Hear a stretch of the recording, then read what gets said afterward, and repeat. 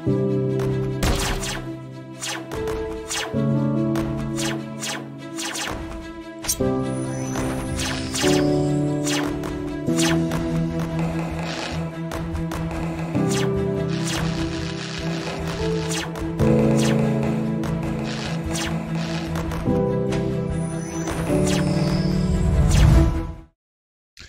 hello there. Hold on a moment while I sniff from my snifter. Let me sniff one more time. Hold on one moment, please. Ah, yes, the sweet aroma. I smell pine, a little bit of citrus. Oh, it's not a whiskey review show? Oh, no, this is the Inside Star Citizen review. Welcome, everybody here. Here is the fam. We are here live. I'm feeling good. Pepe, enlarge that, please. Get professional, dude. Thank you so much. And what am I looking at? 17 minutes and 20 seconds? Is this a gift from the gods? A 17-minute and 20-second episode of Inside Star Citizen? Welcome to the fam, Ruth. Welcome to the fam love quest time. 17 minutes. Oh, spicy. Oh, you shouldn't have. Oh. So without further ado, let's watch. Let's not forget, we're calling a winner to the 890 jump this weekend. Oh, that deserves that.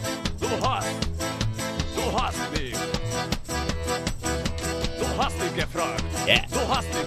Yeah. Thank you, Dutch. You are awesome, bro. 890 jump, a winner will be called.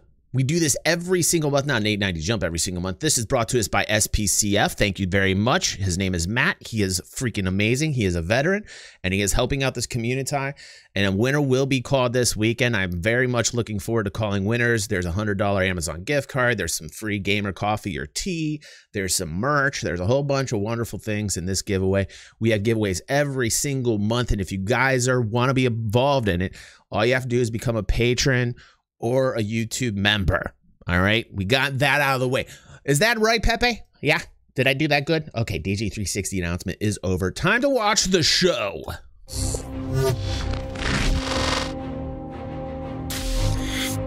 Hi all, me again. 3 weeks in a row at the top of the show. It must be CitizenCon travel season. Ooh. Now with our last 2 episodes devoted entirely to game-altering healing and inventory changes coming online in the upcoming Alpha 3.15, we thought we'd spend this week looking even further ahead.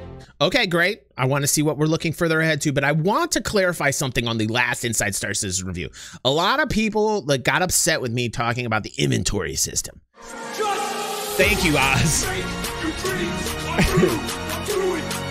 Thank you. He's not upset. I was saying hello to Kilo as he resubscribes with Hardcore Commitment.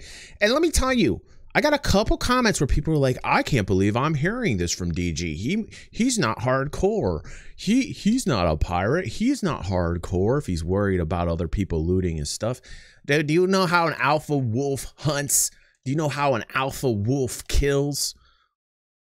There was only 2 things that concern me about the system. If somebody is like 35 meters away and I'm killing like a machine, like a dude, like a beast, like an alpha wolf, I want my picks.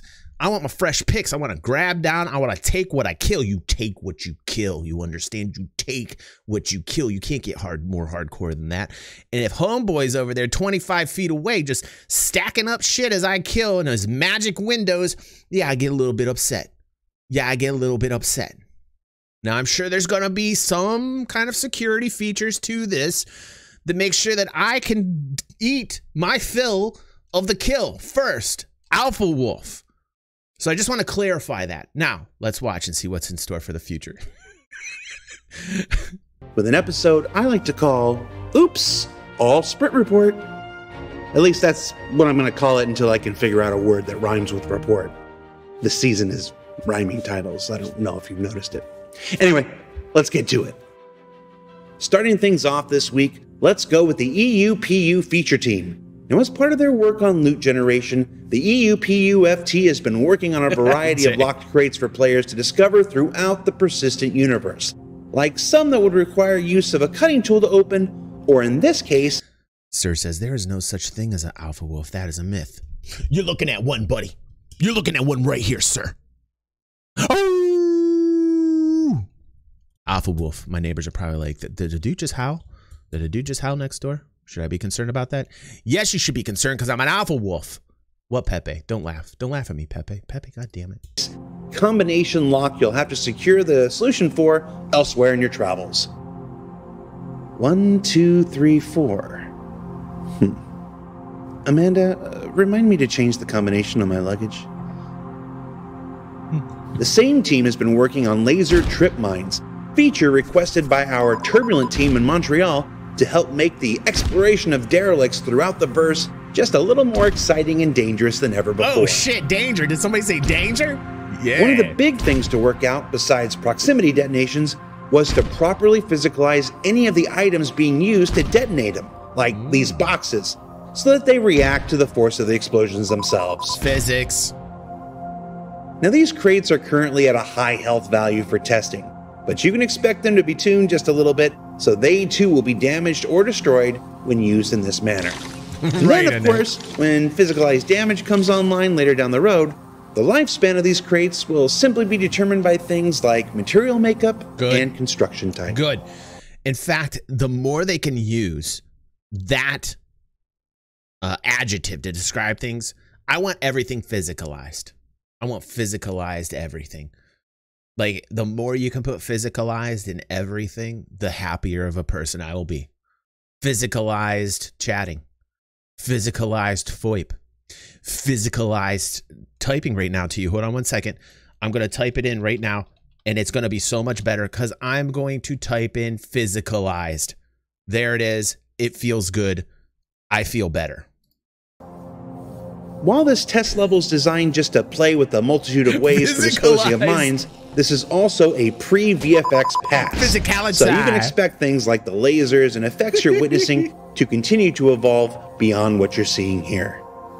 Right. And because the team is smart and has played online video games before, they're also experimenting with the potential of Rube Goldberg chain reactions that will inevitably be created by players. Yes, and did you hear him? The devs have actually played video games, so they're gamers. And we see things happening in other games where developers have never really been gamers. I can start putting a list of games together that are being developed right now that there are no gamers in, especially one called Star Atlas. I'm going to be looking into Star Atlas a little bit more for those interested. I want to do a deep dive on the team behind Star Atlas, as I'm very interested in Solana. So anyway, side note, and back to our wonderful Star Citizen. Why kill someone with a single explosion when you can use 7? That's what Grandma always said. Checking in with the UI team, good to see you, they've recently completed a sprint converting the ASOP terminals we all know and tolerate from their original Flash implementations to everyone's favorite building blocks. Now, while the overall look here may appear similar at this moment, this switchover will not only allow us to improve the styling and functionality of it going forward, but also make it much easier to fix many of the bugs that have plagued ASOP over the years. Thank you. Thank you. Hold on one second. Pepe, you're thanking them too? I would too. Thank you, Pepe. Pepe plays Star Citizen, by the way. When I'm gone, Pepe actually comes down on the PC and he sneaks on my account. He starts playing. I come down here. I'm like, get back in your cage. And he's like, please, sir, I need water. No, he doesn't have a British accent. I'm so happy for this. Also, it'll just run faster in building blocks instead of Flash. And when it Pepe comes to performance in a game this big, Kilo. every win counts. It's all about the car 2 out. In other screen news, a smaller task completed recently was the addition of disconnection screens for a variety of monitors throughout Squadron 42. Hold on. Pepe's into alien ships. Rim shot me. Thank you. The persistent universe. Now, while many screens already have a variety of states like such as on and off, damaged or disconnected, when that signal was disconnected previously, they just kind of appeared no different than the off state. Sure, it's a small thing, but just like the performance gains replacing Flash, these smaller interaction states are what often add up to make a universe that behaves and feels as players expect them to. And that's called immersion. Immersion. Go ahead and drink. Next up. Well, he just thought of a great drinking game that why didn't we think about that? Did he find that on an older episode? Did we do that on an episode? I feel like we did that on an episode. We did have a drinking game episode. Was that that was the episode? Wait a second. We did have was it immersion or was it fidelity? I think it was fidelity. That was us, dude. That was a couple weeks back. Yeah, it was fidelity, wasn't it? And we had to drink every time we said fidelity. That was a fun show. We were hammered that show. That show, I watched the end of that stream. I was so embarrassed. I didn't remember waking up. Thank you, by the way, Orson. Thank you, by the way, Anarchy. Thank you.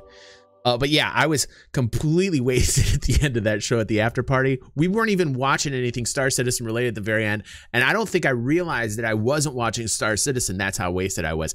That drinking game was harsh. That was funny as hell. The UI team also completed a first pass at some of the interfaces for EUPU's upcoming mining gadgets. Items we've discussed previously that can be placed directly on... Thank you, Kilo. Thank you. This is looking awesome, by the way. Thank you, Kilo. What are you doing? Dance off, bro. To the bigger or more formidable asteroids that will allow players to tackle the mineable foe. You guys are feeling spicy tonight. Look at you guys. 6 tier 1 community subs. Next time it's gonna be black. Damn, you guys are feeling good tonight. Bring it down. Thank you, Mindsy. Thank you, Bane. What are you doing? You guys are fucking amazing. You know, a lot of people get upset about that. I always laugh. I get some comments on the YouTube highlights, and they're like, "Why aren't people talking here? I can't see. And what's happening here with alerts?" It's called fun. It's called having a good time. That's right. Thank you, us. It's called hanging out, chilling with your fam. What are you doing? Dance off, bro. And for those people that are like, "Oh, fam. This guy just says fam. He's one of those guys, a fam guy." Dude, we threw down hard. We collected $150 for Citizen Thorn last week, and we gave it to him because his sister had some issues down in Louisiana with the Hurricane Ida. It fucked her house up, and we just said, "Here you go, Thorn." And that was awesome. And that is fam. And tonight, Tripao went down there and dropped off some furniture. So don't tell me that when we're saying fam, we don't mean it. We fucking mean it. You tell me a community out there that does the same thing. You're not going to find it. You're not going to find it. It's right here. You found it tonight. You found it here. Foes they otherwise may not be able to, or to simply improve the results on others they can. They're also a neat example of some of the ways the style sheet functionality of building blocks can make similar interfaces look different depending on the manufacturer. Damn, that is tight. Keep an eye on the public roadmap for when mining gadgets will make their way into the Dan Trufen. This man is a genius. Now, he probably even thought of this. I'm sorry if he didn't, but I want to give credit where credit is due. This is fucking amazing. This is giving more complexity to professions. This is exactly what I'm talking about. They keep layering in more things in the profession. You don't need skill books in this game because they will continually raise the bar with new things that you have to do in the profession that you have chosen, like this. Mining. And every single profession, from hacking to mining to salvaging to trading to being a security dude to being a pirate, every profession is going to have levels of intensity and complexity to them. Immersion, drink. persistent universe. This is better than Moving a fucking skill book. You see what I'm saying? If you've ventured throughout the persistent universe, I'm sure that you've noticed the growing amount of branded locations popping up here and there, but with the employees wearing seemingly random outfits. Well, the time on the sprint wheel has come to begin early look dev on branded uniforms for those NPCs you encounter. That's cool. The idea here is to create a series of modular options where the color palette and logo can be easily swapped from place to place, or even unlogoed to be used for random food carts, or maybe even the surgeons and Grimhex. You know those folks don't have certifications, right? Ian, I'm begging. Please let me walk into a hospital in Grimhex and see a dude with a bloody whammer's apron on doing work. Yes. I don't ask for a lot. Sometimes I do. The character team has also been developing a system Jared, for what we call theta geo, which is additive geometry that only appears when one or more items in a set are combined on the player. It's like the reverse of zone. Cyber goes, if you die, they're going to put you in the burgers. Yeah, you got to be careful about them Hex hospitals, bro. You're walking into Hex and you need some like hospital care. You better be holding your breath and just be praying to Jesus. Oh, Jesus, please. Why did I have to end up in Hex? Oh, no. Oh, no.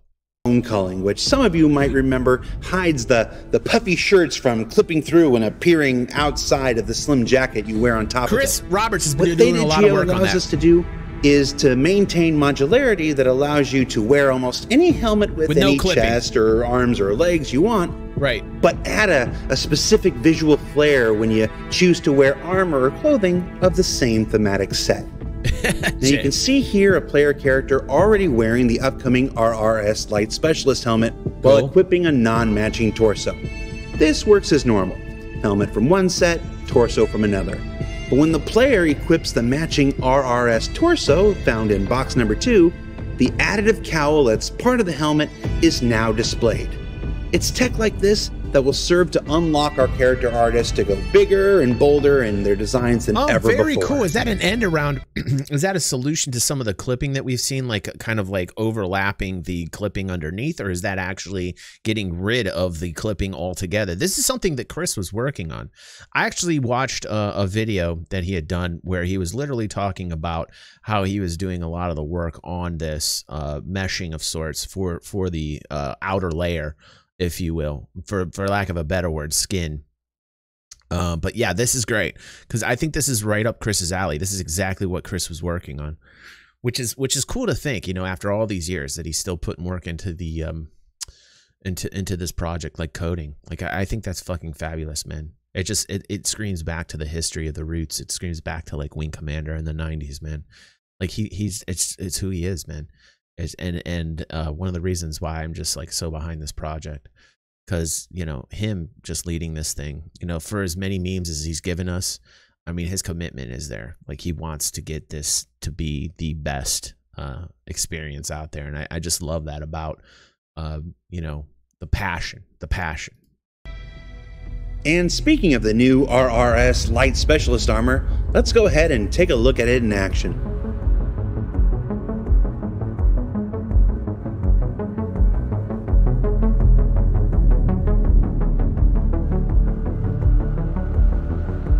Cool.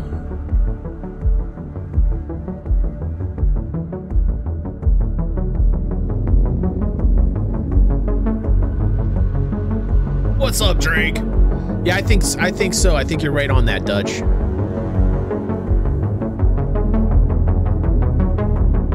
You know what? If you want to learn more. Yes, Starlet is absolutely right. She's wishing for some nice clothes from him, and it's always armor, armor, armor. Hey, man, listen to me, Starlet. I was talking about how I want 3.15 to be completely the hair patch. I'm calling, like I called 3.14 the pie patch. Okay, 3.14, get it? You know, play on words. But I wanted 3.15 to be the hair patch. So, like, okay, that's probably, those things go together. You know, I should probably shut up now, right, Starlet? Okay, I'll shut up right now. But it had something to do with the fact that I want more hair.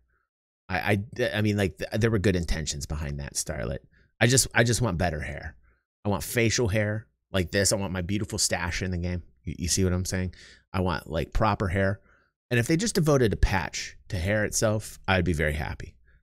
More about the new RSS Light Specialist armor, you like, might want to check out the new Digital Citizen Con webpage that goes Starlet live knows me, tomorrow. so Starlet's like, okay, we got it, DG. You just keep putting your foot in your mouth, DG.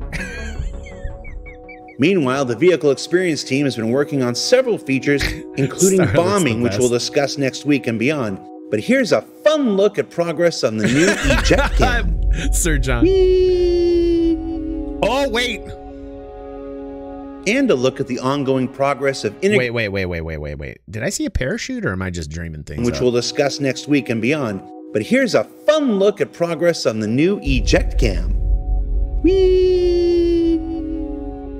Premature ejection. and a look at the ongoing progress of integrating actor status intoxication effects into vehicle operation, such as applying them to the player's control of their spaceship. Now in the debug text you can see in the upper left, the raw reading is what the player is actually doing with their controls. And for these demonstration purposes, that's not much or barely anything at all. But the number to the left of that is the actual values being applied by your player character to the ship by their sluggish and imprecise reflexes. Yeah, don't drink and fly, my friends. But definitely do walk up behind your pilot in a Hercules or a Constellation and shoot that new healing drug ray of yours at the back of their head for some real happy fun times. Tell them Disco sent you. And if intoxication and atmosphere isn't enough, here it is in space. Yeah. And in ground vehicles. And finally, even in turrets, where some of us can still work pretty well like this. Hi, Steve Bender. Flying along, as Ship Showdown barrels towards its thrilling conclusion. And y'all already destroyed my bracket this year, so viva la Argo Cargo, I say. Let's go ahead and take a look at some of the ships that will no doubt be competing in next year's event, like the Ares Starfighter. The team has recently completed a sprint detailing out all of the component bays. Okay, wait. We need an Argo 3-peat. They better not keep the Argo out. I want an Argo 3-peat, like the Bulls back in the day. I want an Argo 3-peat. 3 years in a row, Argo, dude. Keep it going. Making certain they're all labeled and animated correctly. Oh, shit.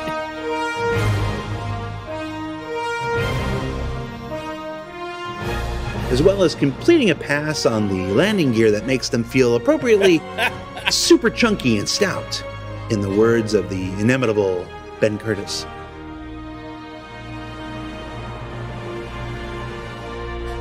Of course, what you really want to see is this look at the final art stage exterior for both the Ares Ion and the Ares Inferno.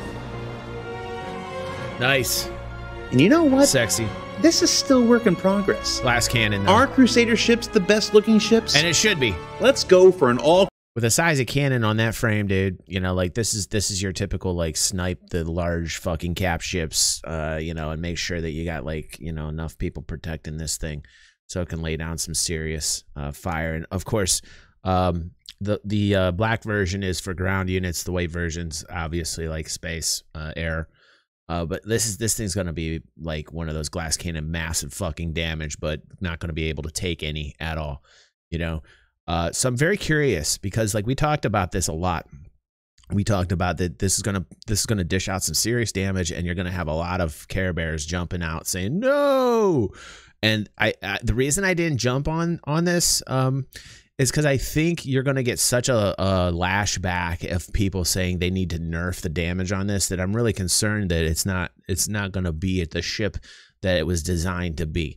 So I hope the Care Bears do not get up in arms, and I hope the tears can remain in their eyelids for this. All Crusader Final Four and next year's Ship Showdown. Because that means John Crew has to make my Genesis. Please. Work also continues on the Aegis Redeemer, which was recently the first recipient of the new developmental work on the glow shader, which previously didn't allow artists to turn them off when they wanted. This tended to limit the place and manner in which they could be used on ships. That's important because glows like this are made at the vehicle material layer. Love the Corsair. And while there will still be VFX layered on top of them in the final product, these underlying material glows can save on VFX particle budget when appropriate, and that means artists can use them in new ways and places where we don't necessarily want something to appear on at all the times, and maybe get some VFX performance gains along the way. Yeah. Saving on resources. Wow, very nice. That's a spicy meatball. I like a lot. Special shout out to Rob Dickinson for his work here. All right, Rob, good job. On the Redeemer's inside, the team continues to work on final polish all around while building their work list for final tweaks before it's go time.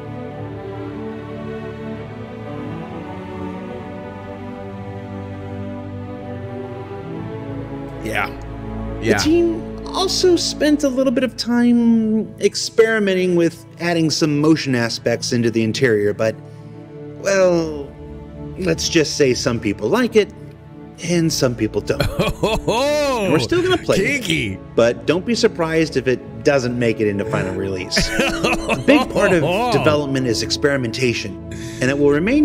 This is one of my favorite rooms to be in. I would never leave this room. With motion like that, with that type of motion, I would never, ever leave that room. We better have the right type of lotion for this motion. You see what I'm saying? Never leave this room. In fact, I would log on just to sit in this room. And people would be like, DG, we got a very important op going on. DG. And I'd just be sitting there watching that, feeling it. Engaged. Immersed. Immersion! Woo! To be seen if some version of Steampunk Choo Choo survives until the finish line.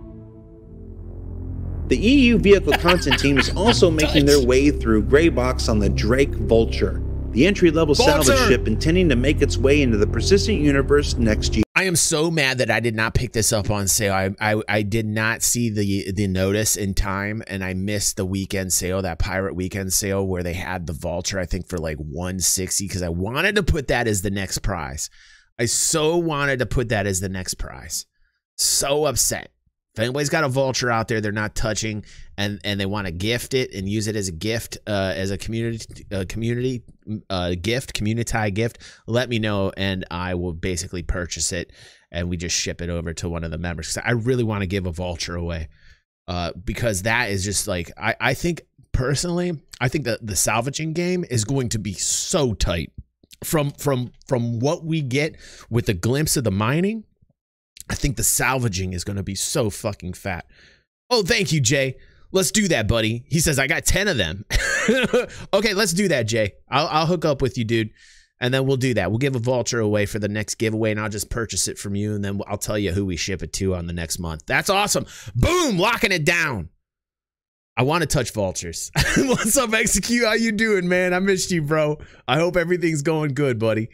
That's my friend Execute right there. I fucking love that dude. Execute's my dude. Execute's my internet dude, man. Like, people ask me in the reel, they're like, who are your friends? And I'm like, I list Execute in the reel. And they're like, Execute? I'm like, yeah, he's a serious friend, man. He's a serious motherfucker. Don't you fuck with me. I have friends that are named Execute and the Eradicator. Like, they're like, oh, shit. Here. Thank you, Jay. Now, Grey Box is mostly about experimenting with detail. Either adding it to the places that work, cheers, buddy, or removing it from where it tends to get too busy. All while laying the groundwork for final art phase to begin soon after. I love the Vulture and what's going to do for Salvage. I'm so excited about this ship. From final art to Grey Box, let's go back to White Box, where I'm proud to announce work has begun on building out the Hull A, entry-level variant of the famed Hull C from Musashi Industrial and Starflight Concern. Now in White Box phase, this process began by importing the recently revised 3D concept mesh into Engine and ensuring that it itself is functional. Now you might be saying, recently revised concept? Yeah, some minor changes had to be made because player and ship metrics have evolved quite a bit since it was first introduced. It looks a lot different. It looks a lot different. I don't know what to feel about that. I know by the time the Hull C gets out, you're going to have a lot of Caterpillar pilots and people who have been trading for a long time that are going to be very happy at the new change of SCU capacity. But yeah, like the Hull A, if this is indicative of what's going to happen to the B and the C, I'm not quite sure what is going on. And important studies have shown players like to fit inside their spaceships. On the inside, in its collapsed state, it's looking very similar to the size of the Prospector players are already familiar with, complete with a cockpit in front, a component area just behind, an airlock, and then habitation in the rear of the front half. And as White Box work continues, the team will be evaluating space for the various components as well as a potential reduction in CST. That's cockpit struck thickness, a malady that can strike any MISC or RSI ship at a moment's notice. Wait, is he using acronyms, man? Cockpit struck thickness? What the fuck? Yeah, I currently suffer from CST. Yeah. Apparently I'm not thick enough. That's what she said. No, she didn't, Pepe. Pepe, I heard that. She did not say that at all. Pepe, you take that back. You take that back, Pepe. And one origin ship. But we fixed that. There's also a re-examination of bathroom space going on as AI NPC passengers need just a little more room to do things than players. Yeah. Eventually, pooping AI will be on the roadmap. That's Even awesome, bug Jay. Jake Bradley for the win. We want pooping. White box phase is also where we test things like landing gear position so the ship doesn't fall over, which is extra special important with the Hull A because of its expanding and contracting substructure, where timings are being adjusted and especially the clearance. I'm just thinking if my kids heard that. Or my neighbors heard me say, we want pooping. We want pooping. Because the Hull A is intended to successfully make landing both collapsed and with its cargo racks fully extended and filled. Like it. Like that. But Disco, what about my Hull C? Well, the team has also brought the original beast out of the mothballs it's been sitting in for a while No and shit. begun to update it to modern vehicle art standards, including an updated thruster trim sheet. Yes, Nice. yes, we can. This week's slow-mo brought to you by Dutch. We're going to do it on the extension here. We do this now. This is a new section of the ISCR where we have one slow motion section per episode. Thank you, Dutch. And we're going to do it here in the extension part. Thank you so much for reminding us that we need to have our slow-mo recap. Slow-mo recap on the Hull, please, Pepe. Are being adjusted, and especially the clearances, because the Hull A is intended to successfully make landing both collapsed and with its cargo racks fully extended and filled. Thank you. That has been the slow-mo recap for this ISCR brought to you by Dutch. Thank you. Perfect area there, Dutch. Very well done. Very well done. Let's all clap there. Thank you, Dutch.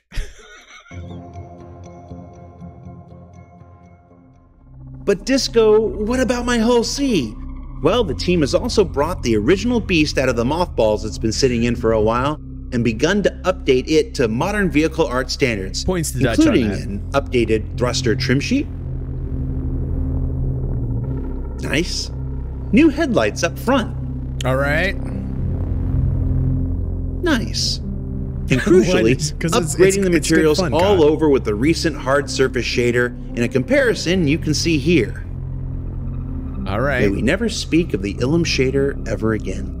What do you think, Execute? Is he still They've watching? also gone back and Wonder added what he thinks of VTOL these thrusters, changes. missing from when the ship was last worked on. I actually because like while the it look of won't the be C. able The to C land actually fully pretty laden tight like to its me. Hull A little sibling, you can still expect to do so in its collapsed state. Inside the I ship, definitely like the lines on the Hull C.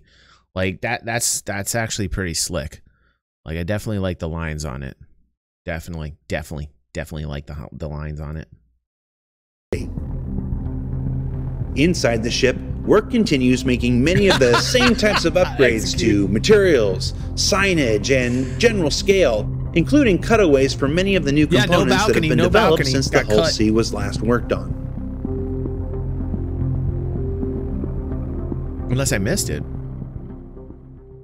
Finally, Olisar is moving, but only a little bit. Now that Crusader is fully integrated into the Stanton system, Olisar kind of stood out because it was the only major planetary station not in geosynchronous orbit over its landing zone. So it's being moved over to the left a little. And the views have never been better. Wow. So what did we learn this week? Wow. Well, we learned that exploring derelicts are about to become a lot more interesting and dangerous with the addition of... That is such a great shot right there. That is being such moved a over to the cool left a little. fucking shot. And the views have never been better. Oh my God. Hold on a second. Let me just bask in the glow of the fucking amazingness that I'm seeing right here, man. That just really, that puts some, that just really makes me happy to see something like that, you know? J-Dog says, like, P.O. didn't have bad enough FPS. Dude, it is right out of a movie, Starlet. That is just so fantastic, man. Like, when things like this happen to me, I'm sorry if it's, you know, I'm sorry if it's a little bit silly or ridiculous, but it doesn't feel that way to me, man. Playing as long as I've played, man, and seeing this from the very beginnings. Like, literally, I started in a hangar. And that's all I could do.